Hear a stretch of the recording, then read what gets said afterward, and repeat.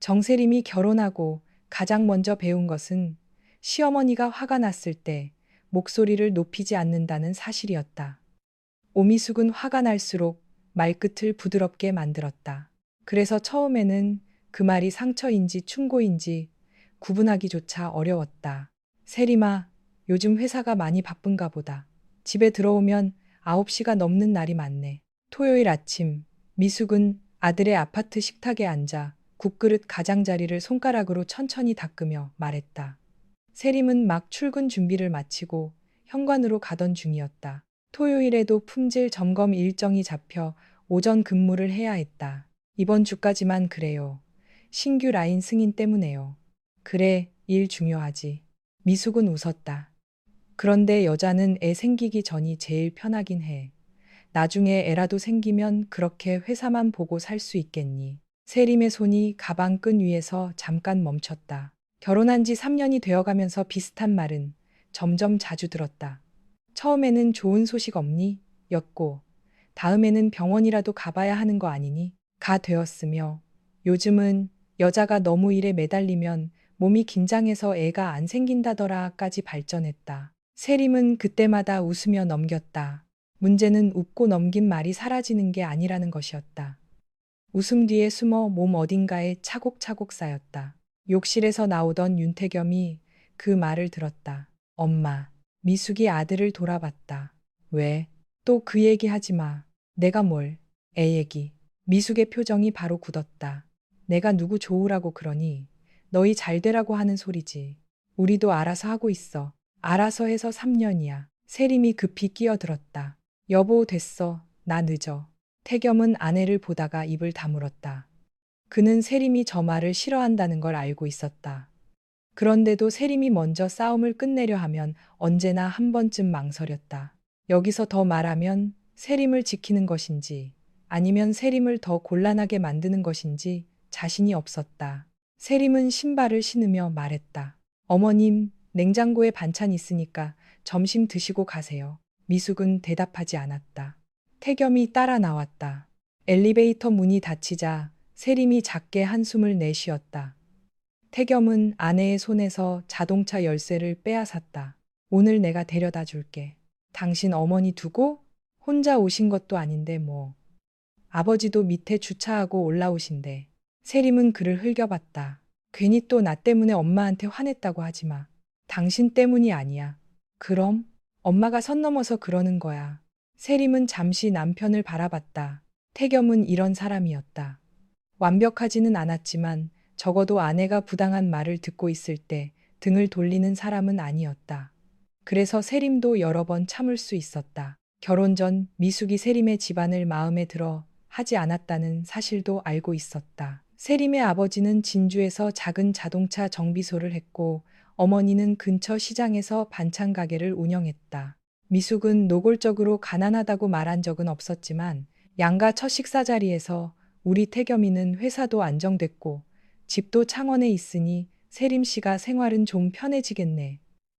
라고 말했다. 세림은 그날도 웃었다. 태겸은 집으로 돌아가는 차 안에서 어머니와 크게 싸웠다. 결혼을 포기하겠다는 말까지 나왔다. 결국 윤정호가 중간에 나섰고 두 사람은 예정대로 결혼했다. 그러나 미숙이 아들의 결혼을 받아들였다고 해서 며느리까지 받아들인 것은 아니었다. 태겸은 차를 몰며 말했다. 오늘 몇 시에 끝나? 2시 정도. 그럼 끝나고 밥 먹자. 나 피곤한데. 밥 먹는 것도 피곤해? 당신이랑 먹으면 더 피곤해. 뭐? 세림이 웃었다. 농담이야. 태겸은 신호등 앞에서 멈추더니 세림의 손을 잡았다. 요즘 당신 표정 안 좋아. 회사 때문에 그래. 엄마 때문 아니고?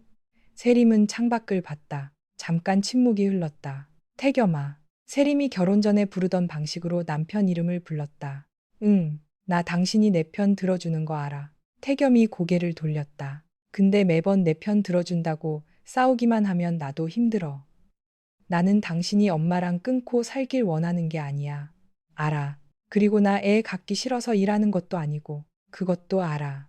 세림은 조금 웃었다. 알면 됐어. 태겸은 그 순간에도 아내를 사랑한다고 생각했다. 어쩌면 너무 당연하게 생각했다. 세림이 언제나 자기 옆에 있을 거라고. 누군가를 사랑한다는 것과 그 사람이 떠날 수도 있다는 사실을 받아들이는 것은 완전히 다른 문제라는 걸 그때의 태겸은 아직 몰랐다. 두 사람이 다니는 회사는 창원국가산업단지 안에 있는 자동차 전장부품 업체였다. 세림은 품질관리팀 대리였고 태겸은 생산기획팀 과장이었다. 같은 회사였지만 근무하는 건물이 달랐기 때문에 회사 안에서 마주칠 일은 많지 않았다. 그날 오후 세림은 신규 부품 승인 회의를 위해 회의실 문을 열었다가 발을 멈췄다. 회의실 정면에 낯익은 남자가 서 있었다. 오랜만이네요. 장영규였다. 세림이 이전 회사에서 근무하던 시절 품질 팀장이었던 사람. 현규는 세림보다 3살 많았고 업무에 관해서는 지나치다 싶을 정도로 깐깐했다. 세림이 신입이었을 때 보고서 한 장을 5번이나 다시 쓰게 만든 사람이기도 했다. 그런데 그는 세림이 회사를 옮기기 직전 술자리에서 딱 한 번 선을 넘을 뻔한 적이 있었다. 좋아한다고 말한 것은 아니었다. 그저 이렇게 말했다. 정대리 결혼 안 했으면 내가 한번 제대로 만나보자고 했을 텐데. 세림은 당시 이미 태겸과 결혼 날짜를 잡은 상태였다. 그녀는 웃으며 대답했다. 그럼 다행이네요. 제가 결혼해서. 현규도 웃었고 그 이야기는 그것으로 끝났다. 그 뒤로 연락한 적은 없었다. 회의가 끝난 뒤 현규가 세림에게 물었다. 윤 과장님도 여기 계시다면서요? 네. 남편이랑 같은 회사면 불편하지 않아요? 건물이 달라서 얼굴 볼 일도 별로 없어요. 그럼 더 좋겠네. 세림이 눈썹을 들었다. 뭐가요? 회사에서도 계속 붙어 있으면 숨 막히잖아요. 현규는 아무렇지 않게 웃었다. 세림도 별 의미 없이 웃었다. 그날 저녁 세림은 태겸에게 현규 이야기를 했다. 숨길 이유가 없었다. 장현규 팀장 기억나?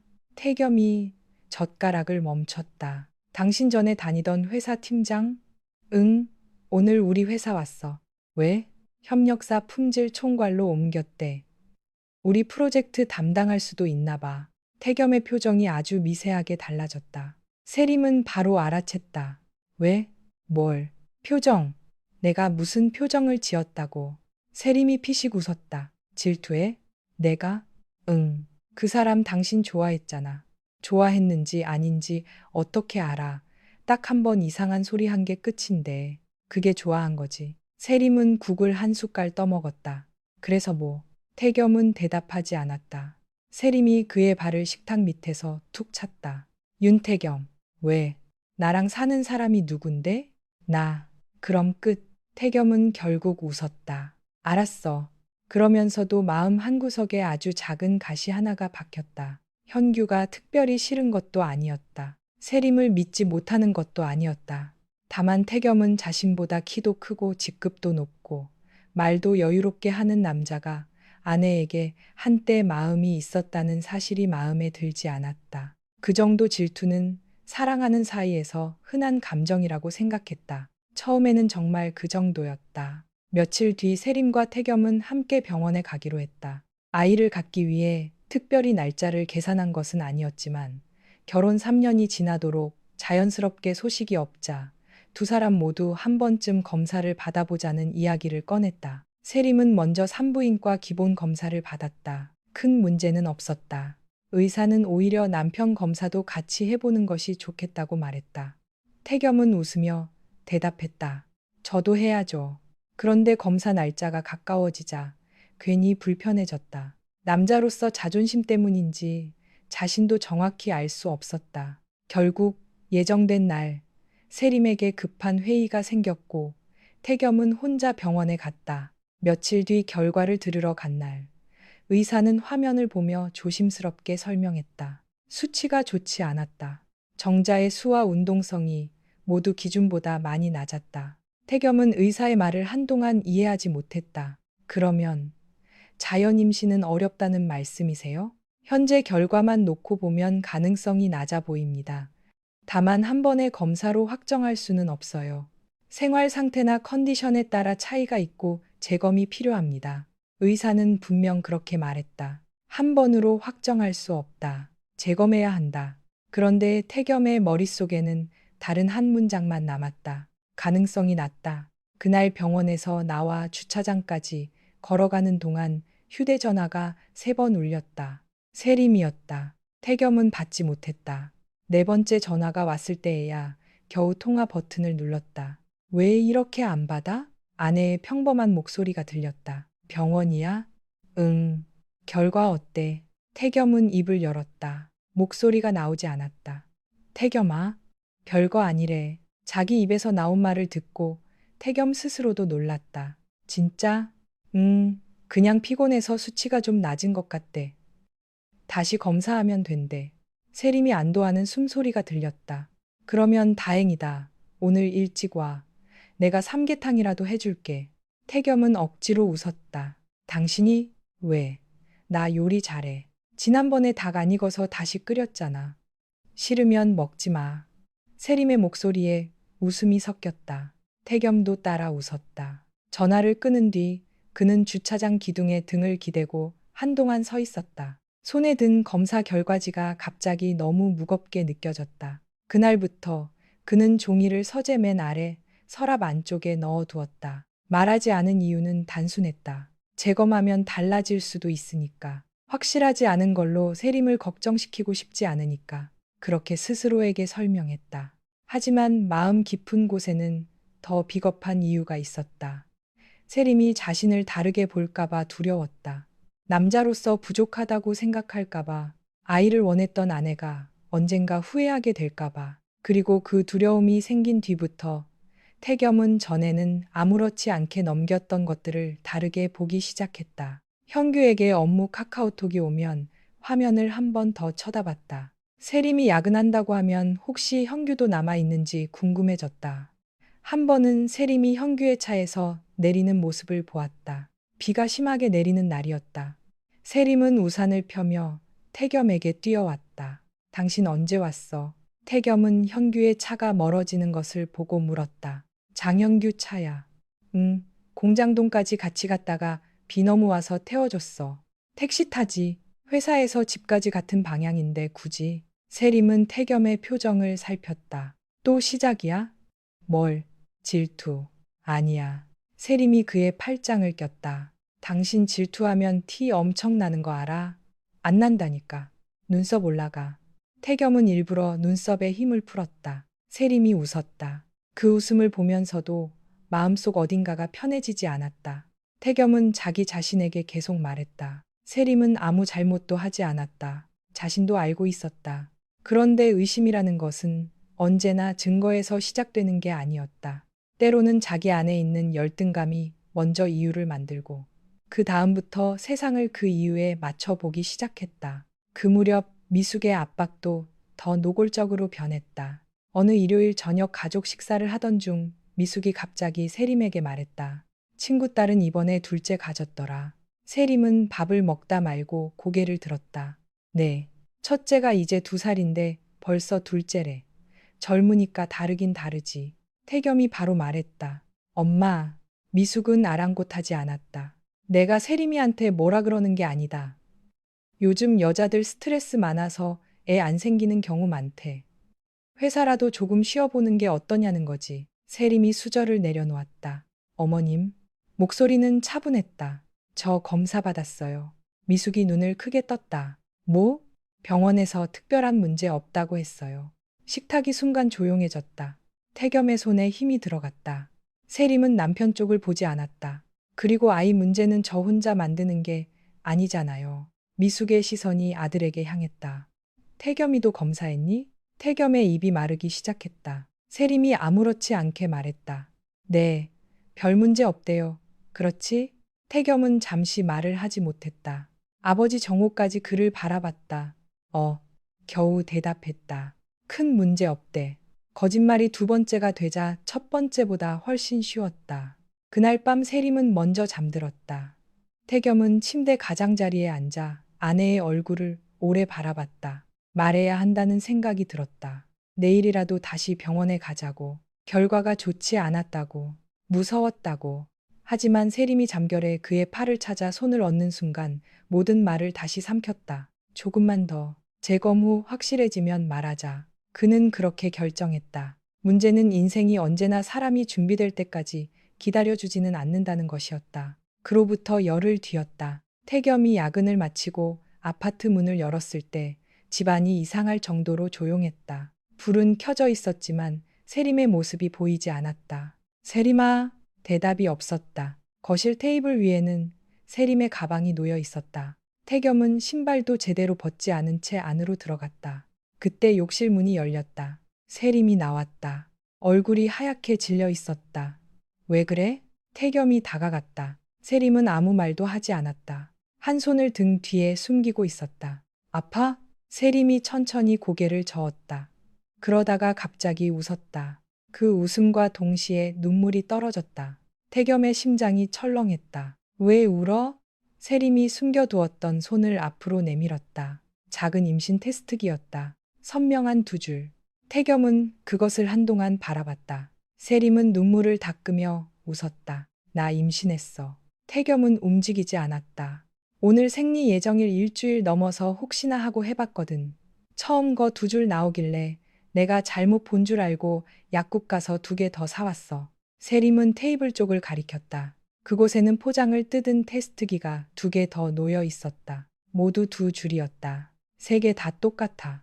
세림의 목소리가 떨렸다. 우리 진짜 부모 되나 봐. 태겸은 웃어야 했다. 아내를 안아야 했다. 축하한다고, 고생했다고, 드디어 우리한테도 왔다고 말해야 했다. 그런데 머릿속 어딘가에서 서랍 안에 숨겨둔 검사 결과지가 펼쳐졌다. 가능성이 낮습니다. 현규의 차에서 내리던 세림, 늦은 야근, 업무 카카오톡, 비 오는 날 현규가 건넸다는 우산. 전에는 아무 의미 없던 장면들이 갑자기 하나의 이야기처럼 이어졌다. 세림이 다가왔다. 태겸아? 그가 자신도 모르게 한 걸음 물러났다. 세림의 표정에서 웃음이 사라졌다. 왜 그래? 태겸은 입술을 열었다가 닫았다. 하지 마. 자기 안에서 누군가 소리쳤다. 지금 그 말을 하면 안 된다.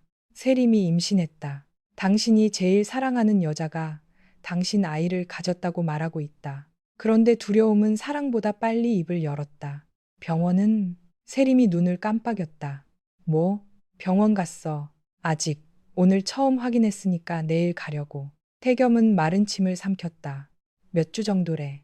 그걸 내가 어떻게 알아? 내일 가봐야지. 세림이 그의 얼굴을 살폈다. 당신 왜 그래? 태겸은 대답하지 못했다. 세림이 한 걸음 가까이 왔다. 기쁜 거 맞아? 그 한마디가 오히려 마지막 남은 이성을 무너뜨렸다. 태겸은 서재로 걸어갔다. 세림이 뒤따라왔다. 뭐 하는데? 태겸은 서랍을 열었다. 몇 주 동안 숨겨두었던 검사 결과지를 꺼냈다. 손이 떨렸다. 세림이 종이를 받아들었다. 처음에는 무슨 내용인지 이해하지 못했다. 2번째 줄을 읽었다. 3번째 줄에서 얼굴이 굳었다. 그리고 천천히 남편을 바라봤다. 이게 뭐야? 태겸은 입을 열지 못했다. 이 검사 언제 받은 거야? 몇 주 전에. 몇 주 전? 세림의 목소리가 올라갔다. 나한테 문제 없다고 했잖아. 재검해야 된다고 했어. 그런데 왜 숨겼어? 태겸은 대답하려 했다. 너를 걱정시키기 싫었다고. 확실해질 때까지 기다리려고 했다고. 그런데 눈앞에 있는 임신 테스트기의 2줄이 계속 시야에 들어왔다. 두려움이 입안에서 다른 문장으로 변했다. 세림아, 왜? 장현규랑. 세림의 얼굴이 완전히 굳었다. 태겸은 그때 멈췄어야 했다. 하지만 이미 마음속에서 만들어진 의심은 입 밖으로 나오기 직전이었다. 그 아이. 세림의 손에 들린 검사 결과지가 천천히 내려갔다. 태겸은 자신의 목소리가 낯설게 들렸다. 정말 내 아이 맞아. 몇 초 동안 아무 소리도 들리지 않았다. 세림은 울지도 않았다. 화를 내지도 않았다. 그저 남편을 아주 오래 바라봤다. 그리고 손에 들고 있던 임신 테스트기를 거실 테이블 위에 조용히 내려놓았다. 윤태겸. 결혼 후 거의 쓰지 않던 그의 이름을 정확히 불렀다. 방금 그 질문. 세림의 눈에 눈물이 차올랐지만 목소리는 이상할 만큼 차분했다. 평생 책임질 수 있어. 세림의 마지막 말이 떨어진 뒤 거실 안의 공기가 완전히 달라졌다. 태겸은 입을 열었다. 세림아, 나는 그냥 뭐? 지금 상황이 너무 갑작스러워서. 그래서 세림이 한 걸음 가까이 왔다. 갑작스러우면 아내한테 애 아빠가 누구냐고 물어도 돼? 태겸은 아무 말도 하지 못했다. 세림이 손에 들고 있던 검사 결과지를 다시 펼쳤다. 여기 어디에 당신이 아이를 가질 수 없다고 쓰여 있어. 수치가 너무 낮잖아. 의사가 뭐라고 했는데. 태겸이 대답하지 않자 세림의 표정이 변했다. 윤태겸, 의사가 뭐라고 했냐고. 재검해야 한다고. 세림이 헛웃음을 터뜨렸다. 재검? 그녀는 종이를 태겸의 가슴에 밀어붙였다. 재검해야 하는 결과 하나 숨겨놓고 나한테 장현규 이야기를 꺼낸 거야? 나는 당신이 그 사람이랑 뭘 했다고 확정한 게 아니야. 세림의 눈에서 눈물이 떨어졌다. 방금 당신이 물었잖아. 세림아, 내 아이가 누구 아이냐고. 그녀의 목소리가 떨리기 시작했다. 그게 확정하는 거랑 뭐가 달라? 태겸은 아내의 손을 잡으려 했다. 세림이 바로 피했다. 만지지 마. 그 한마디에 태겸의 손이 허공에서 멈췄다. 지금은 당신 손도 싫어.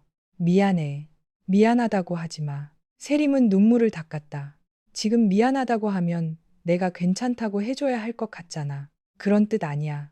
그럼 아무 말도 하지 마. 그때 현관문이 열렸다. 두 사람 모두 고개를 돌렸다. 비밀번호를 알고 있던 미숙이 반찬통을 들고 들어오다가 거실 분위기를 보고 발을 멈췄다. 너희 왜 그래? 세림은 급히 임신 테스트기를 치우려 했다. 하지만 미숙의 시선이 먼저 닿았다. 테이블 위에 두 줄. 미숙의 얼굴이 순식간에 바뀌었다. 어머, 그녀가 반찬통을 내려놓았다. 세림아, 너 혹시.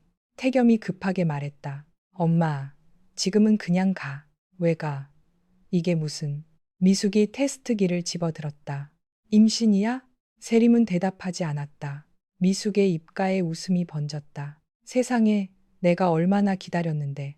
그 순간 태겸이 검사 결과지를 접으려 했지만 늦었다. 미숙이 아들의 손에 들린 종이를 보았다. 그건 뭐야? 아무것도 아니야. 미숙은 아들의 얼굴과 며느리의 얼굴을 번갈아 봤다. 그리고 이미 눈치챈 사람처럼 천천히 물었다. 너 검사했니? 태겸이 대답하지 않았다. 세림이 말했다. 어머님. 미숙이 그녀를 바라봤다. 저 오늘 임신 확인했어요. 그러니까 잘 됐지. 그런데 태겸 씨가 저한테 아이 아빠가 누구냐고 물었어요. 미숙의 얼굴에서 웃음이 사라졌다. 태겸이 바로 말했다. 세림아, 왜? 엄마한테까지 말할 필요는 없잖아. 세림이 태겸을 바라봤다. 그 눈빛에 태겸은 입을 다물었다. 당신은 나한테 그런 질문을 해도 되고 나는 그 사실을 말하면 안 돼? 그 뜻이 아니야. 미숙이 아들의 검사지를 빼앗듯 받아들었다. 몇 줄을 읽은 뒤 표정이 굳었다. 이게 뭐야? 태겸이 낮게 말했다. 엄마, 수치가 왜 이래? 한 번 검사한 거야. 미숙은 종이를 다시 읽었다. 그리고 아주 천천히 세림 쪽을 바라봤다. 그 눈빛을 보는 순간 세림은 이미 다음 말을 알아버렸다. 그러면 미숙의 입이 열렸다. 이 아이는 확실한 거니? 태겸이 거의 소리쳤다. 엄마. 세림은 아무 말도 하지 않았다. 딱 한 번 눈을 감았다 떴다. 태겸이 어머니에게 다가갔다. 지금 당장 나가. 내가 뭘 잘못 물었어? 나가라고. 너 검사 결과가 이런데 며느리가 갑자기 임신했다잖아. 엄마가 어떻게 아무 생각도 안 해? 태겸의 얼굴이 붉어졌다. 내 결과가 임신 불가능이라는 뜻 아니야. 그런데 왜 네가 먼저 의심했어? 그 말에 태겸이 얼어붙었다. 미숙은 아들이 대답하지 못하는 것을 보고 오히려 확신을 얻은 듯했다. 너도 이상하니까 물어본 거 아니야. 세림이 갑자기 웃었다. 너무 허탈해서 나온 웃음이었다.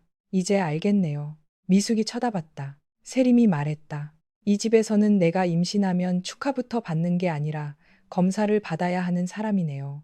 세림아, 내가 그런 뜻으로. 어머님은 늘 그런 뜻이 아니셨죠. 세림의 목소리는 크지 않았다. 애가 안 생기면 제가 회사 다녀서 그렇다고 하셨고, 이제 애가 생기니까 누구 애인지 확인해야 하고. 미숙의 입이 굳었다. 말을 왜 그렇게 하니? 그럼 어떻게 해야 돼요? 세림이 눈물을 참으며 물었다. 제가 감사합니다, 어머님. 의심해 주셔서 감사합니다. 그래야 돼요? 정세림. 태겸이 그녀의 이름을 불렀다. 세림이 바로 돌아봤다. 왜? 태겸은 아무 말도 잊지 못했다. 그녀의 눈에 담긴 상처가 너무 선명했다. 세림은 침실로 들어가 문을 닫았다. 잠시 뒤 가방 하나를 들고 나왔다. 태겸이 놀라 다가갔다. 어디가? 진주. 지금 엄마 집 갈 거야. 세림아, 이 상태로 혼자 운전하면 안 돼. 택시 타. 내가 데려다 줄게. 싫어. 적어도 오늘 밤만 있다가. 세림이 고개를 저었다. 나 오늘 여기서 자면 당신 얼굴 계속 보게 돼. 태겸의 입술이 굳었다. 그리고 계속 생각할 거야. 세림이 배 위에 손을 올렸다. 내가 오늘 당신한테 임신했다고 말하면서 얼마나 행복했는지. 목소리가 무너졌다. 그러니까 지금은 보내줘. 태겸은 더 붙잡지 못했다. 현관문이 닫히고 나서 미숙이 말했다. 임신 초기인데 저렇게 감정적으로 다니면. 태겸이 돌아섰다. 엄마. 그의 목소리는 낮았지만 서늘했다. 오늘은 제발 아무 말도 하지 마. 나는 너 걱정해서. 그 말도 하지 마. 미숙이 굳었다. 태겸은 처음으로 어머니에게 그렇게 말했다. 엄마가 나 걱정해서 한 말이든 아니든 방금 세림이한테 한 말은 잘못했어. 너도 똑같이 물었잖아. 그 말은 정확했다. 그래서 더 아팠다. 태겸은 눈을 감았다. 그래. 그리고 아주 작게 말했다. 내가 제일 먼저 잘못했어. 그날 밤 그는 한숨도 자지 못했다. 새벽 2시가 넘어 세림에게 메시지를 보냈다. 병원 다시 가자. 내 검사도 처음부터 다시 하고 당신도 같이 진료받자. 그리고 더는 혼자 결론 내리지 않을게. 메시지는 읽혔다. 답장은 없었다. 다음 날 아침 세림에게서 짧은 답이 왔다. 내일 오전 10시 다른 병원으로 예약했어. 그날 태겸은 회사에 반차를 냈다. 세림은 진주에서 바로 병원으로 왔다. 검은 모자를 눌러 쓰고 있었고 화장도 하지 않았다. 태겸이 다가가도 먼저 인사하지 않았다. 산부인과 진료에서 임신은 정상적으로 확인됐다. 아직 아주 초기였다. 의사는 화면을 가리키며 설명했다. 임신낭 잘 보이고요. 지금은 무리하지 않는 게 중요합니다. 세림은 화면에서 눈을 떼지 못했다. 태겸도 같은 곳을 바라봤다. 아직 사람의 모습이라고 부르기 어려운 작은 흔적. 그런데 태겸은 그것을 보자 숨이 막혔다. 자기가 하루 전 그 존재를 의심했다는 사실이 갑자기 견딜 수 없었다. 진료가 끝난 뒤 두 사람은 비뇨의 학과로 이동했다. 담당 의사는 이전 검사지를 살펴본 뒤 태겸에게 여러 질문을 했다. 최근 심한 피로가 있었는지, 수면 상태는 어떤지, 체중 변화는 없는지, 두통이나 시야 이상은 없는지. 태겸은 대수롭지 않게 대답했다. 피곤한 건 회사 다니면 다 그렇고요. 두통도 가끔 있습니다. 시야는요? 별 문제 없습니다. 세림이 옆에서 태겸을 쳐다봤다. 요즘 밤에 운전할 때 눈 부시다고 했잖아. 태겸이 웃으려 했다.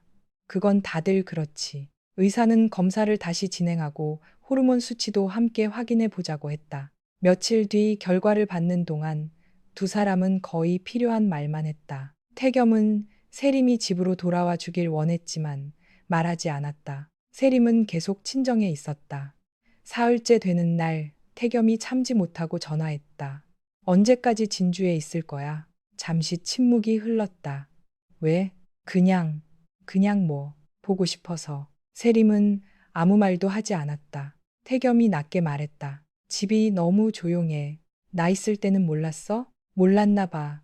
그럼 좀 느껴봐. 전화가 끊겼다. 태겸은 휴대전화를 내려놓고 웃지도 울지도 못했다. 검사 결과가 나온 날. 의사는 이전보다 조금 조심스럽게 말했다. 수치가 여전히 낮긴 합니다. 태겸의 얼굴이 굳었다. 하지만 자연 임신이 불가능하다고 단정할 정도는 아닙니다. 태겸이 고개를 들었다.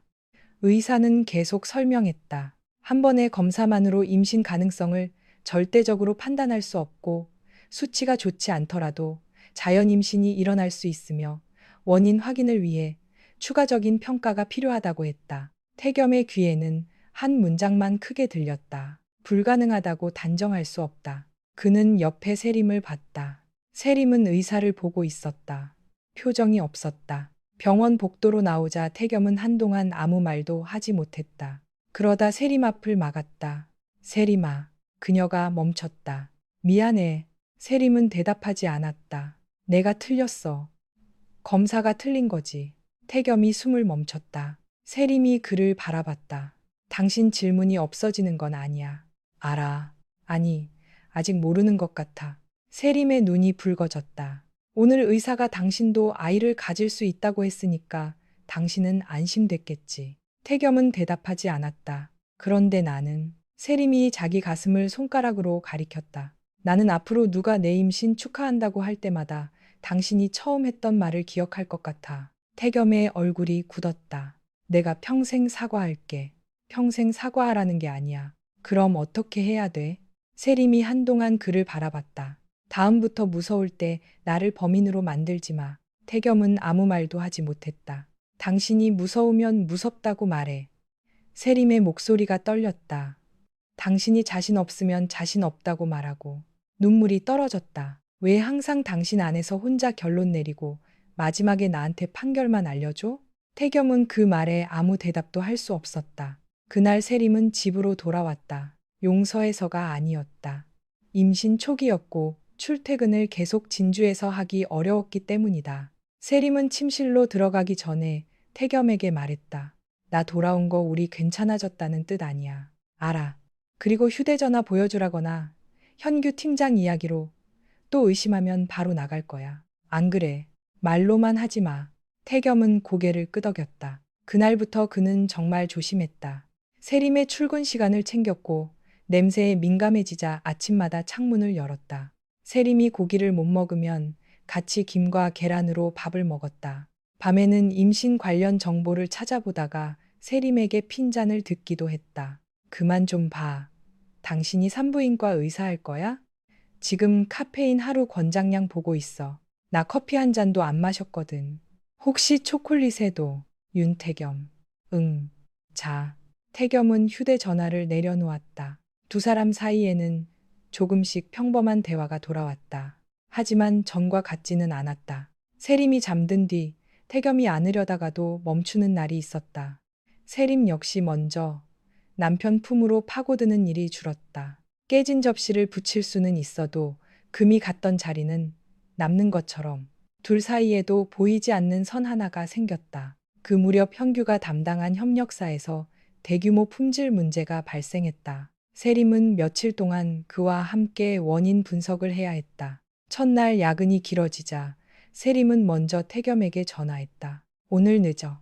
태겸은 잠시 침묵했다. 현규 팀장도 같이 있어? 세림 역시 잠깐 말이 없었다. 태겸은 자기 입에서 나온 질문을 깨닫고 바로 덧붙였다. 아니, 됐어. 그건 묻지 말았어야 했다. 세림이 조용히 말했다. 같이 있어. 나 포함 4명. 응. 의심돼? 태겸은 솔직하게 말했다. 싫긴 해. 뭐가? 그 사람이 당신 옆에 있는 거. 세림이 한동안 말이 없었다. 태겸은 덧붙였다. 근데 그건 내 감정이고 당신 잘못 아니잖아. 세림의 목소리가 조금 부드러워졌다. 그걸 이제 알아? 배우는 중이야. 늦게 배운다. 시험 한 번 더 볼 기회 줄래? 세림이 아주 작게 웃었다. 제 시험은 더 어려워. 통화가 끝난 뒤 태겸은 처음으로 조금 안심했다. 자신이 정말 달라질 수 있을지도 모른다고 생각했다. 그러나 그의 몸에서는 이미 다른 경고가 시작되고 있었다. 그날 밤 태겸은 거실에서 물을 마시고 침실로 들어가다가 문틀에 오른쪽 어깨를 세게 부딪혔다. 아, 세림이 침대에서 몸을 일으켰다. 왜 그래? 문이 왜 여기 있어? 세림이 어이없다는 듯 웃었다. 3년째 여기 있는 문이거든. 태겸도 웃었다. 졸려서 그래. 하지만 다음 주에는 지하 주차장에서 오른쪽에서 오는 차를 늦게 보고 놀라 뒤로 물러났다. 회사 모니터에 글씨가 자꾸 흐려져 화면 밝기를 올렸다. 머리가 아픈 날도 늘어났다. 태겸은 야근 때문이라고 생각했다. 세림도 임신으로 힘든 시기였다. 굳이 자기 몸 상태까지 얹고 싶지 않았다. 그러던 어느 날 생산회의를 마치고 나오던 태겸이 복도 끝에서 현규와 마주쳤다. 현규가 먼저 인사했다. 윤 과장님. 태겸도 짧게 고개를 숙였다. 그냥 지나가려는데 현규가 말했다. 세림 씨 임신했다면서요. 태겸의 걸음이 멈췄다. 누구한테 들었습니까? 정대리가 직접 말했습니다. 회식 못 간다고 하면서요. 태겸은 아무 말도 하지 않았다. 현규가 웃었다. 축하합니다. 고맙습니다. 둘 사이에 어색한 침묵이 흘렀다. 현규가 먼저 돌아서려다가 다시 말했다. 윤 과장님. 네. 정대리 요즘 많이 힘들어 보여요. 태겸의 표정이 굳었다. 무슨 뜻입니까? 그냥 임신 초기인데 업무까지 몰려 있어서요. 형규는 별 의미 없는 말처럼 덧붙였다. 집에서는 좀 편하게 해주세요. 순간 태겸의 속에서 뜨거운 것이 올라왔다. 아내를 누구보다 잘 아는 사람처럼 말하는 그 태도가 불쾌했다. 예전 같았으면 바로 날카롭게 받아쳤을 것이다. 하지만 태겸은 주먹을 한번 쥐었다가 풀었다. 제 아내는 제가 챙기겠습니다. 형규가 그를 바라봤다. 그럼 다행이고요. 현규가 먼저 떠났다. 태겸은 복도에 혼자 남았다. 머리 한쪽이 다시 욱신거리기 시작했다. 그는 손가락으로 관자놀이를 눌렀다. 그리고 멀어지는 현규의 뒷모습을 보려고 했는데 이상하게도 시야 오른쪽이 흐릿했다. 태겸은 눈을 몇 번 깜빡였다. 피곤해서 그렇다고 생각했다. 그날 저녁 운전 중 신호등 불빛이 두 겹으로 번졌다. 태겸은 차를 길가에 세웠다. 핸들을 잡은 채 한동안 눈을 감고 있었다. 세림에게 전화할까 생각했다. 하지만 바로 포기했다. 아내는 이제 겨우 자신에게 다시 마음을 열기 시작했다. 아이도 아직 안정기가 아니었다. 조금 쉬면 괜찮아질 것이다. 검사 결과도 결국 처음 생각했던 것만큼 심각하지 않았으니까. 이번에도 그럴 것이다. 태겸은 또 그렇게 혼자 결론을 내렸다. 며칠 뒤 회사 계단을 내려가던 그는 오른쪽 발이 계단 끝을 제대로 찾지 못해 크게 휘청거렸다. 난간을 잡지 않았다면 그대로 굴러 떨어질 뻔했다. 옆에 있던 동료가 놀라 물었다. 과장님, 괜찮으세요? 태겸은 웃었다. 잠을 못 자서 그래. 하지만 웃으면서도 손바닥에는 식은땀이 흥건했다. 그날 처음으로 그는 병원을 예약했다. 세림에게는 말하지 않았다. 안과 검사를 받은 의사는 몇 가지 확인을 하더니 표정이 심각해졌다. 윤태겸 씨, 네. 단순한 피로나 안구 건조 문제로 보기 어렵습니다. 태겸의 미소가 사라졌다. 의사는 시야 검사 결과를 다시 확인했다. 양쪽 눈의 특정 시야가 비정상적으로 떨어져 있습니다. 그러면 안과 치료받으면 되는 겁니까? 의사가 잠시 침묵했다. 뇌 MRI를 한번 찍어보시는 게 좋겠습니다. 태겸의 얼굴이 굳었다. 뇌요? 이런 형태의 시야 이상은 눈 자체가 아니라 시신경 주변에서 문제가 생겼을 때도 나타날 수 있습니다. 태겸은 진료실을 나오면서도 별일 아닐 거라고 생각했다.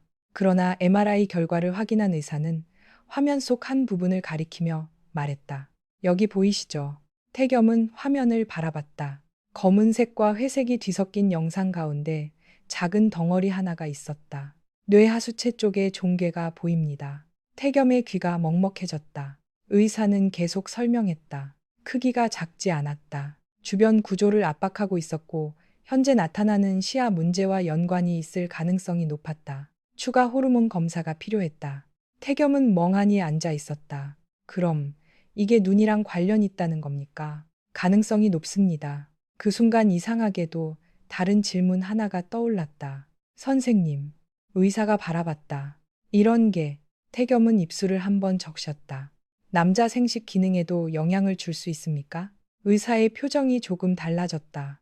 호르몬 기능에 영향을 주는 경우에는 가능합니다. 태겸은 아무 말도 하지 못했다. 몇 주 전 자신이 숨겨놓았던 검사 결과지. 세림에게 던졌던 질문, 그날 아내의 얼굴, 모든 장면이 한꺼번에 떠올랐다. 자기가 불륜의 증거처럼 붙잡았던 수치가 어쩌면 처음부터 자신의 몸이 보내던 구조 신호였을 수도 있었다. 진료실을 나온 태겸은 병원 복도 의자에 앉았다. 휴대전화 화면에는 세림에게 온 메시지가 떠 있었다. 오늘 일찍 와. 아기가 당신 목소리 들으면 좋대. 아직 들을 리도 없는데 세림이 요즘 그런 말을 자주 했다. 태겸은 답장을 쓰려다가 멈췄다. 말해야 했다. 이번에는 반드시 말해야 했다. 무섭다고. 병원에서 이상한 걸 발견했다고. 자기가 혼자 감당할 수 없다고. 그런데 바로 그때 진료실에서 들었던 말이 다시 떠올랐다. 시야 손상이 진행될 수 있습니다. 치료 과정이 길어질 수도 있습니다. 태겸은 눈을 감았다. 세림은 임신 중이었다. 태어날 아이가 있었다. 그리고 자신의 어머니가 있었다. 만약 자신이 점점 보지 못하게 된다면, 만약 일을 그만둬야 한다면, 만약 세림이 아이 하나를 키우면서 자신까지 돌봐야 한다면 두려움이 다시 그의 머릿속에서 답을 만들기 시작했다. 이번에는 의심보다 훨씬 그럴듯한 이름을 달고 있었다. 희생. 태겸은 휴대전화에서 세림의 메시지를 오래 바라봤다. 그러고는 결국 이렇게 답했다. 오늘 늦어. 먼저 자. 그날 밤 세림은 남편이 왜 자신을 피하는지 알지 못했다. 그리고 태겸 역시 알지 못했다. 아내를 위해 시작했다고 믿게 될 다음 결정이 그들이 어렵게 이어붙이던 결혼을 완전히 끊어버리게 될 것이라는 사실을. 진주로 내려온 뒤 세림은 한동안 아침마다 같은 생각으로 눈을 떴다. 정말 끝난 걸까? 태겸은 이혼을 요구할 때 단 한 번도 병 이야기를 하지 않았다. 오히려 너무 차갑고 정확했다. 사랑이 식었다고 했고 아이 때문에 억지로 붙잡혀 살고 싶지 않다고 했다. 세림이 이유를 물을수록 태겸은 더 잔인한 말을 골라 했다. 우리 이미 망가졌잖아. 그 말이 마지막이었다. 세림은 그 문장을 몇 달 동안 머릿속에서 지우지 못했다. 임신 중인 아내에게 아이의 친부를 의심했던 남자. 겨우 다시 신뢰를 쌓기 시작했는데 어느 날 갑자기 사랑이 끝났다고 말한 남자. 세림은 그가 두려워서 자신을 밀어냈다는 사실을 몰랐다. 그래서 처음 몇 달은 미워하는 것밖에는 할 수 없었다. 진주의 친정집으로 돌아왔을 때 어머니는 세림의 배보다 얼굴을 먼저 봤다. 밥은 먹었니? 그 한마디에 세림은 현관에서 울었다. 어머니는 이유를 묻지 않았다. 아버지도 사위 욕부터 하지 않았다. 세림이 입을 열 때까지 기다렸다. 며칠 후 세림이 이혼 이야기를 꺼냈을 때 아버지는 오래 침묵하다가 물었다. 내가 원하는 거냐? 세림은 대답하지 못했다.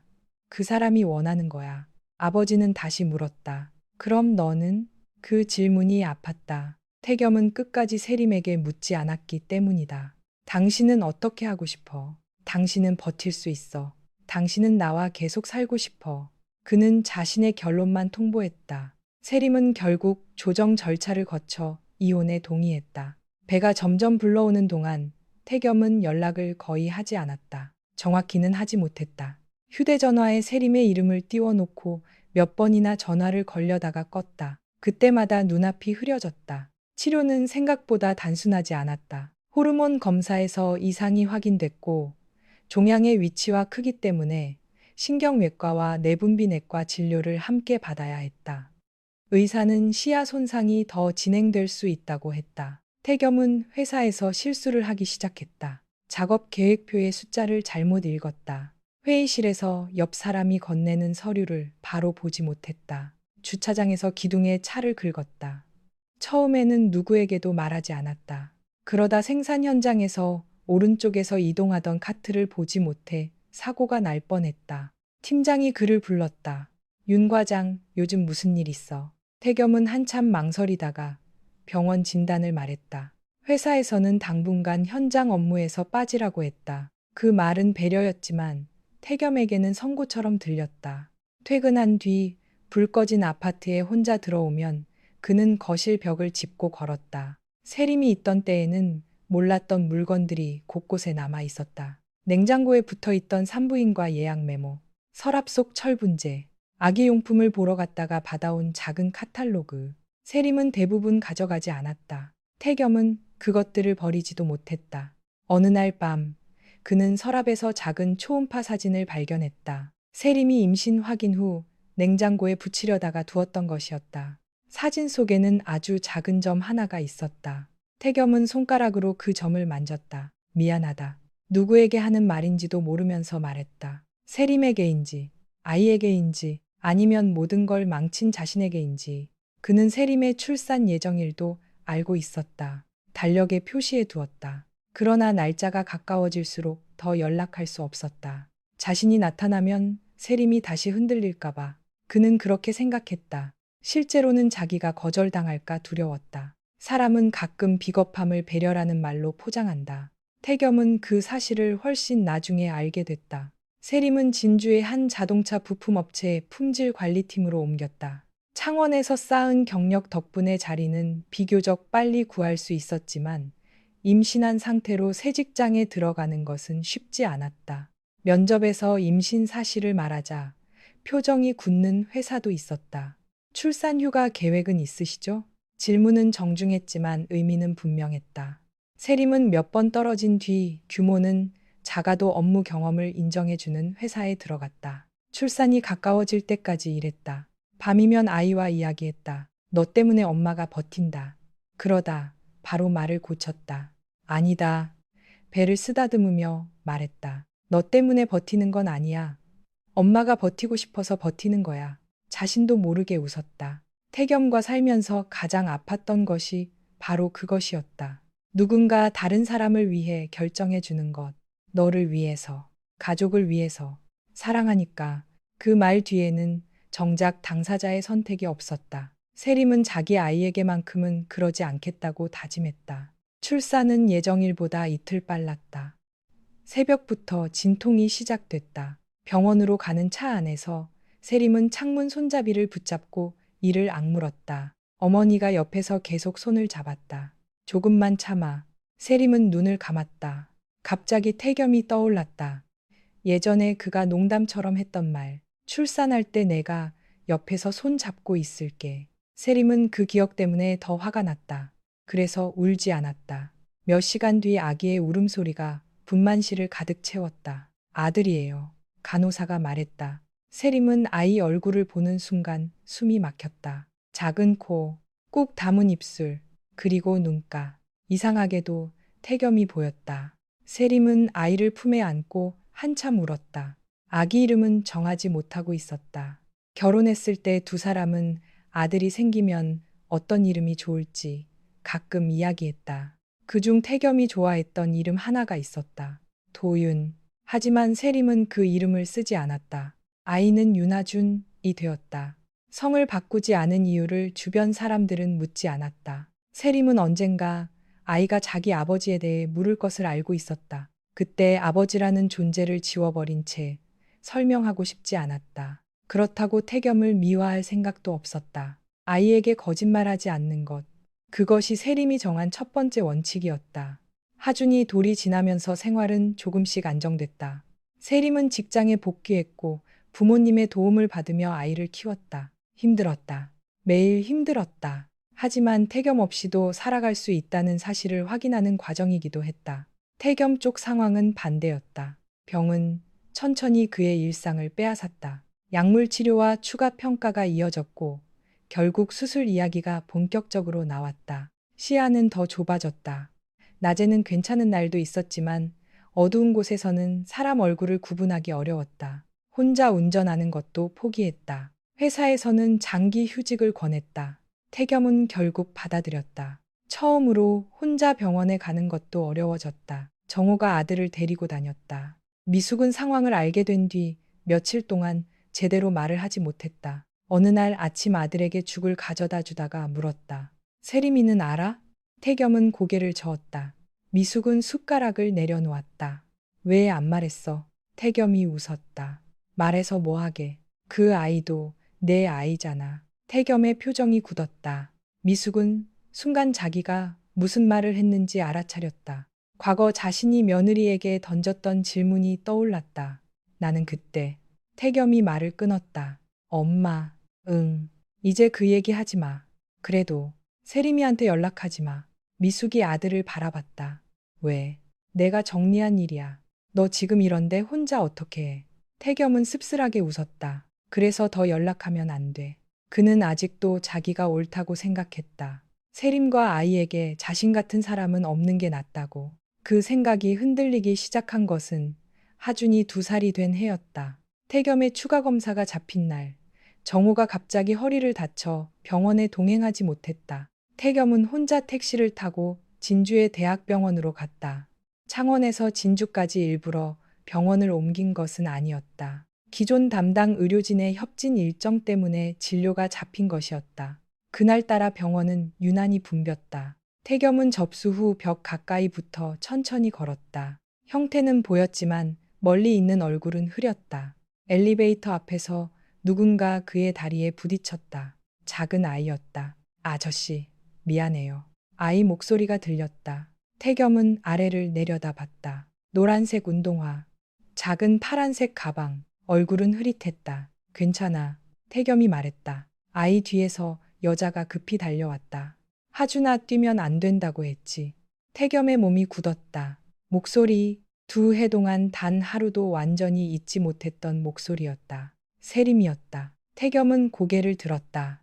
시야 앞에 여자의 실루엣이 있었다. 얼굴은 선명하지 않았다.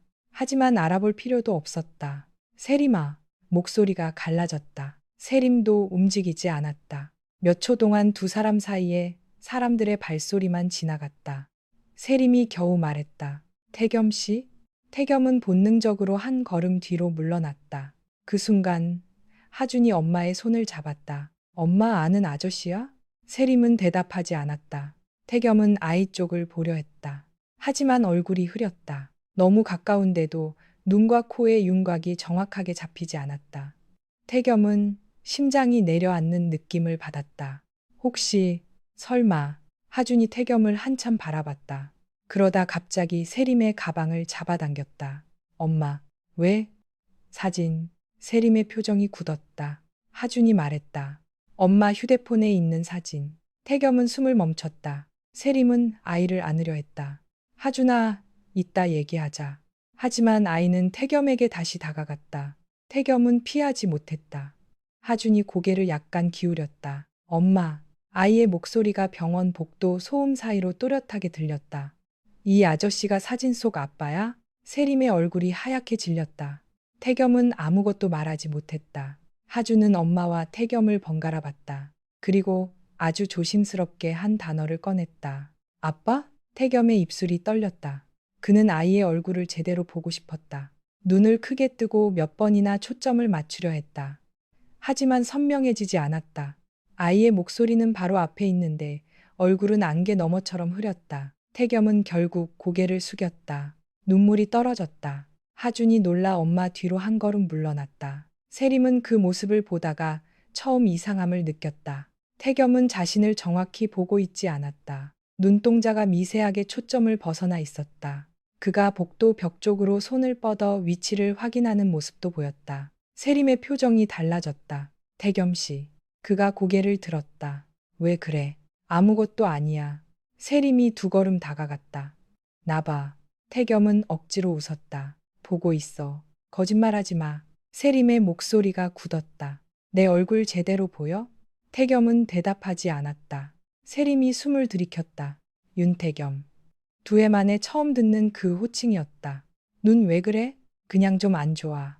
언제부터? 세림아. 언제부터냐고. 태겸은 피하려 했다. 하준이 데리고 가. 세림이 그의 팔을 잡았다. 또 도망가려고. 태겸의 몸이 굳었다. 지금도 내가 물으면 그냥 가라고 할 거야? 여기서 할 얘기 아니야. 그럼 어디서 할 건데? 세림의 목소리가 떨렸다. 당신은 항상 그랬어. 내가 알아야 할 때는 말 안 하고 당신 혼자 다 끝낸 다음에 결과만 알려줬어. 하준이 엄마 손을 잡았다. 엄마. 세림은 숨을 고르고 아이 앞에 무릎을 꿇었다. 하준아 할머니한테 잠깐 가 있을래? 마침 검사실 쪽에서 세림의 어머니가 걸어오고 있었다. 하준은 외할머니 손을 잡고 돌아서면서도 계속 태겸을 바라봤다. 엄마. 응. 저 아저씨 진짜 아빠야? 세림은 몇 초 동안 대답하지 못했다. 그리고 결국 말했다. 응. 태겸은 고개를 숙였다. 아이가 외할머니와 멀어진 뒤 세림은 바로 물었다. 무슨 병이야? 세림아. 말해. 태겸은 한동안 침묵했다. 뇌 하수체에 종양이 있어. 세림의 얼굴에서 핏기가 사라졌다. 뭐? 크기가 좀 컸어. 언제 알았어? 태겸은 대답하지 않았다. 세림은 다시 물었다. 언제 알았냐고. 이혼하기 전. 세림의 손이 천천히 내려갔다. 병원 복도가 갑자기 너무 조용하게 느껴졌다. 얼마나 전? 몇 주. 세림은 그 말을 이해하는데 시간이 걸렸다. 그러니까 입술이 떨렸다. 당신이 나한테 사랑이 끝났다고 했을 때. 태겸은 눈을 감았다. 이미 알고 있었어? 응. 세림이 한 발 물러났다. 내가 아이 낳을 건지, 혼자 키울 수 있을지, 당신 치료를 같이 감당할지. 목소리가 갈라졌다. 그걸 다 당신 혼자 결정한 거야? 나는 당신이 나를 위해서? 세림이 웃었다. 그 웃음에는 기쁨이 하나도 없었다. 또 그 말 하려고? 태겸은 아무 말도 하지 못했다. 세림의 눈에서 눈물이 떨어졌다. 내가 힘들까봐? 그래. 당신이 안 보이게 될 수도 있으니까. 태겸의 턱이 떨렸다. 그래. 그래서 임신한 나를 버렸어? 버린 게 아니야. 태겸이 처음으로 목소리를 높였다. 나는 당신이 나 때문에 평생 묶이는 게 싫었어. 세림은 그대로 굳었다. 그 말이 떨어지는 순간 두 해 동안 붙잡고 있던 감정이 한꺼번에 올라왔다. 당신은 날 사랑해서 떠난 게 아니야. 태겸이 그녀를 바라봤다. 세림은 눈물을 닦지 않았다. 겁이 나서 내 선택권까지 가져간 거야. 태겸의 얼굴이 무너졌다. 세림아, 내가 당신이랑 살지 말지는 내가 정했어야 해. 세림의 목소리는 계속 떨렸지만 한마디도 흐려지지 않았다. 아픈 남편을 감당할 수 있는지도 내가 판단했어야 했고, 태겸은 입을 열지 못했다. 당신은 내가 당신을 버릴까봐 먼저 나를 버린 거야. 그 말은 정확히 태겸이 숨기고 있던 진실을 찔렀다. 그는 세림이 고생할까봐 두려웠다. 하지만 그보다 더 깊은 곳에는 다른 공포가 있었다. 시력을 잃은 자신을 세림이 언젠가 원망하게 될까봐, 아픈 남편 때문에 인생을 망쳤다고 생각할까봐, 그 말을 직접 듣는 것이 무서워서 자신이 먼저 관계를 끝낸 것이었다. 태겸은 벽에 손을 짚었다. 미안해. 세림이 고개를 저었다. 지금 그 말로는 안 돼. 알아. 아니. 세림은 그를 똑바로 바라봤다. 당신은 아직 몰라. 그녀는 눈물을 닦았다. 당신은 아이가 당신 아이라고 믿지 못해서 나를 한 번 무너뜨렸어. 태겸의 입술이 굳었다. 그 다음에는 내가 당신을 사랑할 수 있다는 걸 믿지 못해서 또 한 번 무너뜨렸고, 태겸은 아무 말도 하지 못했다. 둘 다 똑같아. 세림이 말했다. 당신은 결국 나를 믿지 않았어. 그 순간 검사실 문 위 전광판에 태겸의 이름이 떴다. 윤태겸. 진료 순서를 알리는 기계음이 울렸다. 세림은 전광판을 받다가 다시 그를 바라봤다. 오늘 무슨 검사 받으러 왔어? 태겸은 대답했다. 수술 전 평가. 세림의 표정이 다시 흔들렸다. 수술. 응. 위험해? 태겸은 잠시 침묵했다. 그 침묵만으로 충분했다. 세림은 눈을 감았다. 미워해야 했다. 화가 나야 했다. 그런데 눈앞의 남자는 두 해 전 자신을 버린 남편이면서 동시에 자기 아들의 아버지였다.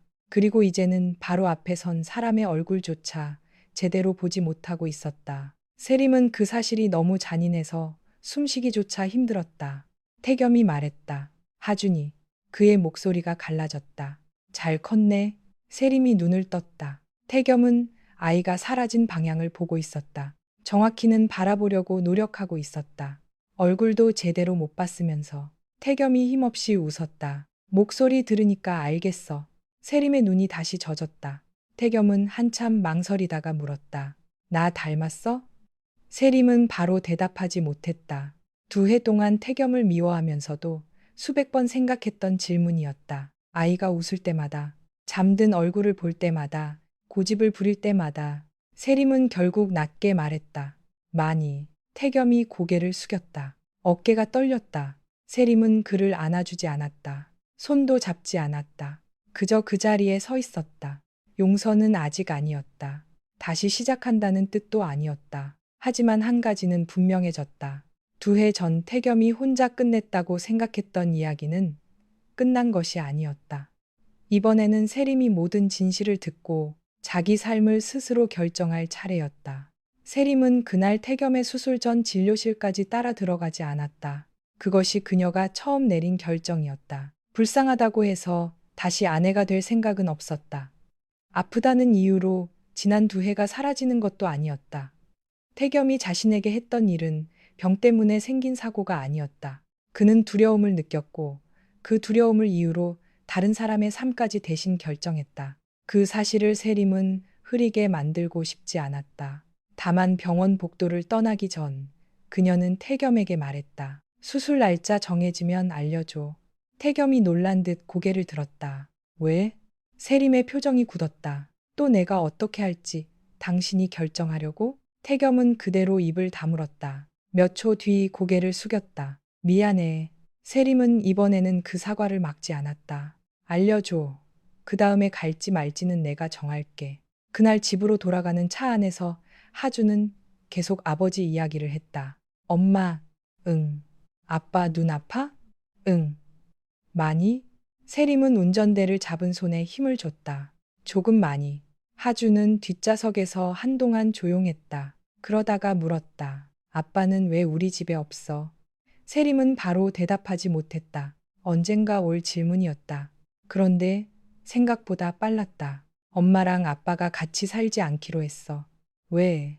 어른들이 잘못 생각한 게 있었거든. 아빠가? 세림은 잠시 망설였다. 아빠도 잘못했고 엄마도 많이 화가 났어. 아빠가 엄마 때렸어? 세림이 놀라 룸미러를 봤다. 아니, 그럼 엄마 장난감 뺏었어? 세림은 자신도 모르게 웃었다. 아이에게 세상의 갈등은 아직 그 정도의 언어로 설명되는 일이었다. 그런 건 아니야. 하주는 잠시 고민했다. 그럼 미안하다고 하면 돼. 세림의 웃음이 사라졌다. 가끔은 미안하다고 해도 바로 괜찮아지지 않는 일이 있어. 왜? 세림은 창밖 신호등을 바라봤다. 마음이 다쳤으면 나을 시간이 필요하거든. 하주는 이해했는지 모르겠다는 얼굴로 창밖을 보았다. 잠시 뒤 말했다. 그럼 아빠 마음도 아파? 세림은 아무 대답도 하지 못했다. 수술 날짜는 열흘 뒤로 잡혔다. 태겸은 문자 한 통만 보냈다. 다음 주 목요일 오전이야. 세림은 메시지를 한참 바라보다가 답했다. 알았어. 그 이상은 쓰지 않았다. 수술 당일 아침, 태겸은 부모님과 함께 병원에 도착했다. 미숙은 밤새 잠을 못 잔 얼굴이었다. 아들의 손을 계속 잡으려 했지만 태겸은 오히려 어머니를 달랬다. 엄마 괜찮아. 뭐가 괜찮아. 수술 잘 될 거래. 네가 어떻게 알아. 태겸은 웃었다. 의사가 그러니까 믿어야지. 그때 병원 입구 쪽에서 작은 목소리가 들렸다. 아빠. 태겸의 몸이 굳었다. 목소리 쪽으로 고개를 돌렸다. 선명하지 않은 시야 안에서 작은 아이 하나가 달려오고 있었다. 하준이었다. 그 뒤로 세림이 천천히 걸어왔다. 태겸은 한동안 아무 말도 하지 못했다. 하준이 그의 앞에 멈춰 섰다. 엄마가 병원에서 뛰면 안 된대. 태겸이 웃었다. 그런데 왜 뛰었어? 하준은 아주 당연하다는 얼굴로 말했다. 아빠 있으니까. 태겸의 입술이 떨렸다. 세림은 두 사람에게서 조금 떨어진 곳에 서 있었다. 태겸이 그녀를 향해 말했다. 왔네. 세림은 짧게 대답했다. 응, 안 와도 되는데. 세림의 눈빛이 바로 바뀌었다. 태겸은 그 표정을 알아보고 급하게 말을 고쳤다. 아니, 그가 작게 웃었다. 그 말도 내가 할 말 아니네. 세림은 잠시 그를 바라보다가 고개를 끄덕였다. 이제 좀 배우네. 태겸은 수술실로 들어가기 전 하준의 얼굴을 가까이 보고 싶어 아이 앞에 무릎을 꿇었다. 아직도 흐렸다. 눈, 코, 입, 모든 것이 하나씩 명확하게 보이지 않았다. 그래서 손을 내밀었다가 멈췄다. 만져봐도 돼? 하준이 고개를 끄덕였다. 태겸은 조심스럽게 아이의 볼을 손바닥으로 감쌌다. 따뜻했다. 하준이 웃었다. 아빠 손 차가워. 태겸은 눈을 감았다. 미안해. 하준은 이상하다는 듯 물었다. 왜? 태겸은 대답하지 못했다. 자기가 이 아이에게 미안해야 할 이유는 너무 많았다. 태어나던 날 곁에 없었던 것, 처음 뒤집던 날도, 처음 걷던 날도, 첫 말을 하던 날도 몰랐던 것, 그리고 아이가 존재하기 전부터 한 번 의심했던 것. 하지만 그 모든 걸 2살짜리 아이에게 설명할 수는 없었다. 태겸은 그냥 말했다. 아빠가 조금 늦어서. 하주는 아주 쉽게 대답했다. 괜찮아. 왔잖아. 그 말에 세림이 고개를 돌렸다. 태겸은 웃다가 울었다. 수술은 몇 시간 동안 이어졌다. 의료진은 종양을 제거했고 이후에도 호르몬 상태와 시야 회복을 지켜봐야 한다고 설명했다. 이미 손상된 기능이 얼마나 돌아올지는 시간이 필요했다.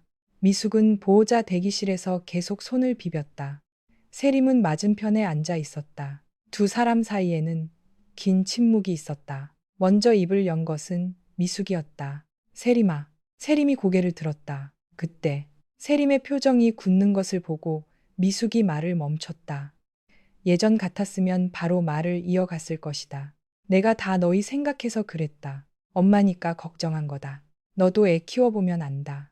그러나 이번에는 그 말을 삼켰다. 미안하다. 세림은 아무 대답도 하지 않았다. 미숙은 손을 내려다봤다. 네가 애가 안 생길 때 내가 너만 쳐다봤잖아. 세림의 얼굴에 아무 표정도 없었다. 그리고 임신했다고 했을 때는 미숙은 더 말하지 못했다. 누구 애냐고 하셨죠. 세림이 대신 말했다. 미숙의 눈이 젖었다. 그래, 그 말 아직 기억해요. 알아. 저는 어머님이 아들을 걱정해서 그랬다는 말 듣고 싶지 않아요. 미숙이 고개를 들었다. 세림은 차분하게 말했다. 걱정했으니까 괜찮았다는 식으로 끝내면 앞으로도 똑같아져요. 미숙은 한동안 침묵했다. 그러다가 천천히 고개를 끄덕였다. 알겠다. 세림은 조금 놀랐다. 미숙이 말했다. 그냥 내가 잘못했다. 더 이상의 설명은 없었다. 그리고 하준이한테 할머니 역할하고 싶으면 미숙의 목소리가 떨렸다. 내가 먼저 물어볼게. 세림이 그녀를 바라봤다. 뭘요? 봐도 되는지. 미숙은 힘없이 웃었다. 언제 가도 되는지, 뭘 사줘도 되는지, 내가 싫어하는 건 뭔지. 그것은 작은 말이었다. 그나 세림에게는 처음 듣는 말이었다. 미숙은 결혼 초기부터 무엇이든 가족이라는 이유로 당연하게 들어왔다. 아들의 집 비밀번호도, 며느리의 임신 계획도, 직장 문제도, 부부의 싸움도 모두 자신이 의견을 낼 권리가 있다고 생각했다. 세림은 바로 용서하지 않았다. 하지만 말했다. 그렇게 해주세요. 그날부터 정말 달라지는 데에는 시간이 필요했다. 태겸은 수술 후 처음 몇 주 동안 심한 피로와 어지럼증을 겪었다. 시야가 하루아침에 돌아온 것도 아니었다. 처음에는 불빛이 조금 덜 번지는 정도였다. 그 다음에는 옆에서 움직이는 사람의 형태를 이전보다 빨리 알아차릴 수 있었다. 의사는 조급해하지 말라고 했다. 태겸도 이번에는 조급해하지 않으려 했다. 세림은 매일 병원에 가지 않았다. 일주일에 두세 번 정도 하준을 데리고 들렀다. 어떤 날은 10분만 있다가 갔다. 태겸은 붙잡지 않았다. 오늘은 벌써 가? 예전 같았으면 그렇게 물었을 것이다. 이제는 달랐다. 오늘 와줘서 고마워. 하준은 아버지 침대에 장난감을 올려놓고 놀았다. 아빠, 이거 자동차야. 무슨 색인데? 빨강. 태겸은 눈을 가늘게 뜨고 보았다. 아빠도 조금 보여. 진짜? 응. 그럼 나 보여? 태겸은 하준 쪽으로 고개를 돌렸다. 아직 완전히 선명하지 않았다. 하지만 이전보다 분명했다. 작은 눈, 동그랗게 올라오는 볼, 그리고 웃을 때 한쪽 입꼬리가 먼저 올라가는 모습. 태겸의 눈이 젖었다. 보여. 잘 보여. 태겸은 잠시 생각하다가 말했다. 아직은 조금 흐려. 하준이 가까이 다가왔다. 그럼 가까이 보면 되잖아. 태겸은 웃었다. 그러네. 세림은 그 장면을 병실 문 옆에서 조용히 바라봤다. 그녀의 마음이 움직이지 않는 것은 아니었다. 하지만 감동과 신뢰는 다른 것이었다. 사람은 한순간에 감동할 수 있다. 신뢰는 반복된 시간으로만 돌아온다. 태겸이 퇴원한 뒤에도 세림은 그와 다시 살지 않았다. 대신 하준과 만나는 시간을 정했다. 처음에는 세림이 함께 있었다. 그 다음에는 외할아버지가 근처에 있으면서 태겸과 하준 둘만 시간을 보내게 했다. 태겸은 아이에게 아버지라고 불러달라고 요구하지 않았다. 이미 하준이 자연스럽게 그렇게 부르고 있었지만 그 호칭을 권리처럼 사용하지도 않았다. 어느 날 하준이 장난감을 사달라고 떼를 썼다. 태겸은 거의 사주려다가 멈췄다. 세림에게 전화했다. 이거 사줘도 돼? 세림이 웃었다.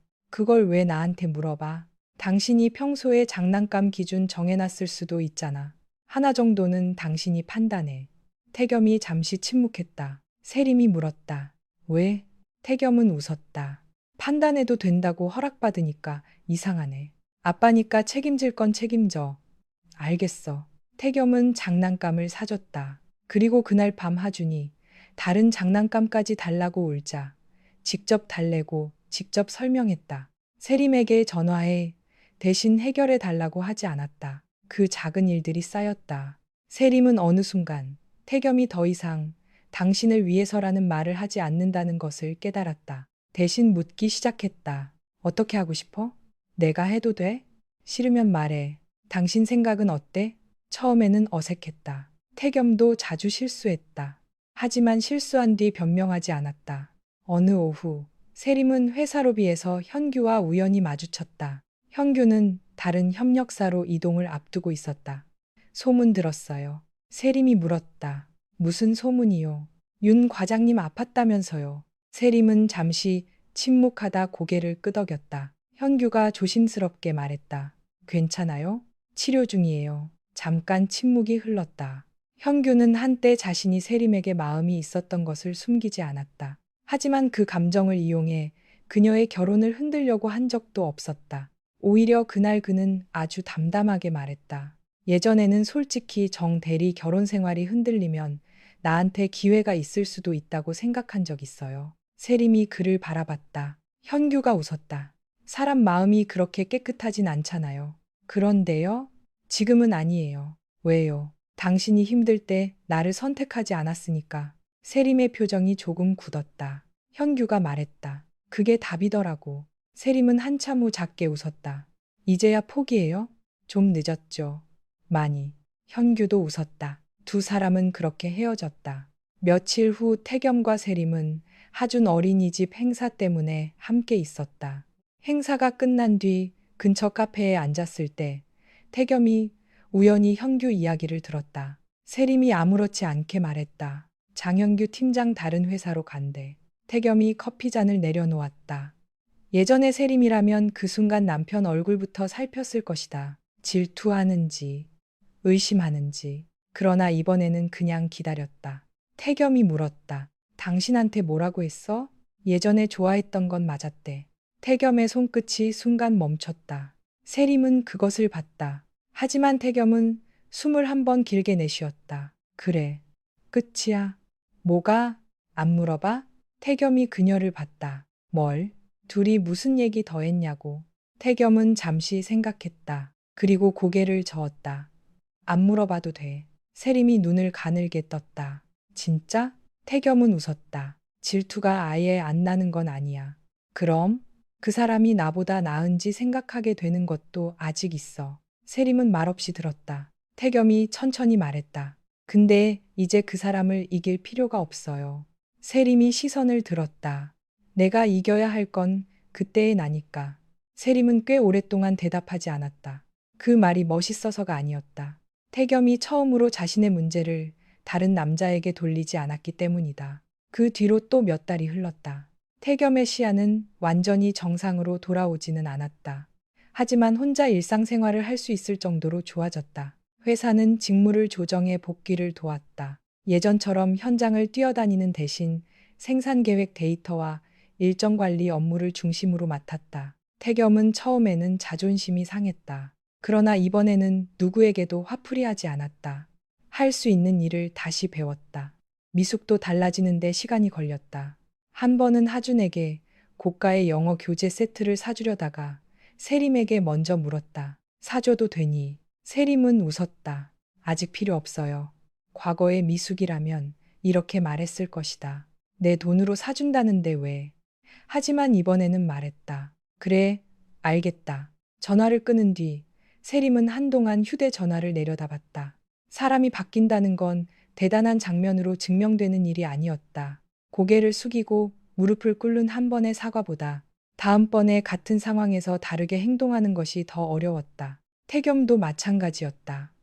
그해 겨울 하준이 열이 심하게 난 날이었다. 세림은 야간 응급실에서 태겸과 함께 새벽까지 기다렸다. 다행히 심각한 병은 아니었다. 약을 먹고 잠든 하준을 안은 채 태겸이 물었다. 내가 데려다 줄까? 당신 야간 운전 아직 불편하잖아. 택시같이 타면 되지. 세림은 아이 얼굴을 보다가 말했다. 우리 집 가. 태겸이 멈췄다. 세림은 대수롭지 않게 덧붙였다. 지금 당신 집 갔다가 다시 아침에 움직이기 힘들잖아. 하준도 깰 거고. 태겸은 아무 말 없이 고개를 끄덕였다. 그날 그는 세림의 집 거실 바닥에서 잤다. 아침에 일어나 보니 하준이 그의 배 위에 엎드려 있었다. 아빠. 응, 우리 집에서 잤네. 그러게. 오늘도 자. 태겸은 아이 머리를 쓰다듬었다. 그건 엄마한테 물어봐야 돼. 주방에 있던 세림이 그 말을 들었다. 예전이었다면 태겸은 아이를 핑계로 웃으며 눌러 앉았을지도 몰랐다.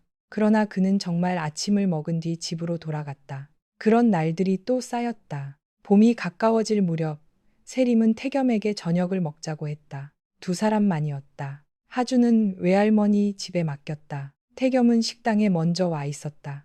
세림이 앉자 그는 긴장한 사람처럼 물을 마셨다. 왜 그렇게 긴장해? 당신이 둘만 보자고 한 게 오랜만이라. 무슨 시험 보러 온 사람 같네. 나 계속 시험 중이잖아. 세림은 웃지 않았다. 아니, 태겸이 그녀를 봤다. 시험 아니야.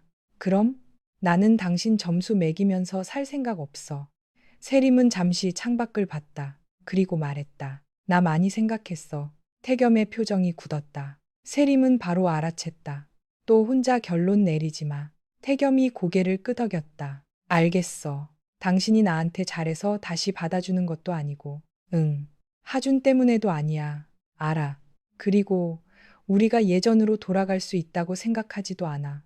태겸의 눈이 흔들렸다. 세림이 말했다. 예전으로 돌아가고 싶지도 않아. 태겸은 조용히 기다렸다. 세림은 그 모습을 보았다. 예전의 태겸이라면 이미 불안해서 몇 번이고 물었을 것이다. 그래서 우리 어떻게 하자는 건데. 다시 합칠 거야 말 거야. 그런데 이제 그는 기다리고 있었다. 세림이 자기 말을 끝낼 때까지. 그 사실이 마지막 결정을 내리게 했다. 다음 달부터 우리 셋 같이 살아봐요. 태겸은 숨을 멈췄다. 그의 얼굴에 기쁨이 번지려다가 바로 멈췄다. 그리고 예상하지 못한 질문을 했다. 당신이 정말 원하는 거야? 세림은 그를 바라봤다. 태겸은 다시 물었다. 하준 때문에 억지로 그러는 거 아니고? 아니야. 내가 아팠던 게 마음에 걸려서도 아니고? 아니야. 우리 부모님 때문에. 세림이 웃었다. 질문 많아졌네. 태겸도 조금 웃었다. 그러나 세림은 곧 진지하게 말했다. 그래. 그리고 천천히 한마디씩 말했다. 이번엔 당신이 정한 것도 아니고 아이가 정한 것도 아니야. 태겸의 눈이 붉어졌다. 내가 선택한 거야. 태겸은 바로 손을 잡지 않았다. 그것조차 허락을 기다리는 사람처럼 세림을 바라봤다. 세림이 먼저 손을 내밀었다. 그제야 태겸이 잡았다. 두 사람은 다음 달부터 함께 살기 시작했다. 혼인신고는 하지 않았다. 세림이 원하지 않았고 태겸도 재촉하지 않았다. 미숙이 한번 조심스럽게 물었다. 그럼 재혼은 언제? 태겸이 먼저 대답했다. 엄마. 미숙이 바로 입을 다물었다. 그리고 세림에게 말했다. 미안하다. 안 물을게. 세림은 웃었다. 같이 산다고 모든 문제가 끝난 것은 아니었다. 태겸과 세림은 여전히 싸웠다. 육아 방식 때문에 부딪혔고 돈 문제로 목소리가 높아진 적도 있었다. 태겸이 피곤하면 다시 혼자 모든 걸 짊어지려는 버릇이 튀어나올 때도 있었다. 그럴 때 세림은 바로 말했다. 또 혼자 정하지 마. 그러면 태겸은 예전처럼 당신을 위해서라고 하지 않았다. 잠시 멈추고 물었다. 그럼 당신 생각은 어때? 어느 주말 아침, 하주는 거실 바닥에서 장난감 자동차를 굴리고 있었다. 태겸은 소파에서 세림이 건네준 병원 결과지를 읽었다. 정기검사 결과는 안정적이었다.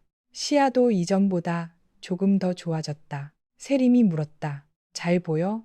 태겸은 종이를 내려놓고 그녀를 바라봤다. 응, 글씨 말고. 세림이 자기 얼굴을 가리켰다. 나. 태겸은 웃었다. 잘 보여. 진짜? 응. 주름도? 태겸이 잠시 생각하는 척했다. 그건 안 보여. 세림이 쿠션을 던졌다. 하준이 깔깔 웃었다. 태겸도 웃었다. 그리고 문득 조용해졌다. 2해 전 병원 복도에서 처음 마주친 날이 떠올랐다. 아이 목소리는 들리는데 얼굴은 보이지 않던 순간.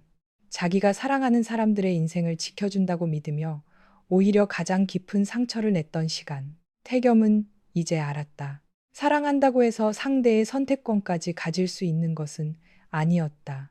가족이라는 이유로 경계를 넘어도 되는 것도 아니었다.